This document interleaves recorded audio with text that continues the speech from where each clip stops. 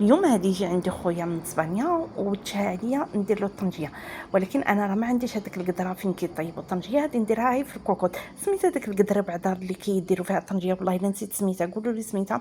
المهم ندير الكوكوط ديالي، درت فيها معلقه ديال السمن، درت الحمه ديالي، درت الثومه كيف ما كتشوفوا هكا كريوس، معلقه ديال الكمون، درت غير شويه د الملحه لحقاش كندير الليمون مصير حامض.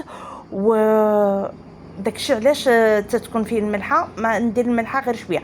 درت زعفران شعره، كثرت لان هاد الزعفران شريته من هنايا، شكيت فيه مغشوش. المهم وكندير 3 ديال الكيسان ديال الماء وكنقفل عليها وكنخليها كطيب وصافي. هذه هي الوصفه.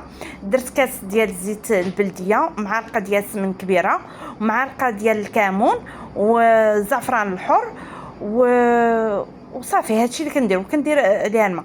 ومن بعد مني طابت، ها هي دي. عرفتي يا خوتي كيفاش جات بنينه؟ جات بنينه بنينه بنينه، الله يعطيني الصحه وخلاص. والله الا جات كتحمق.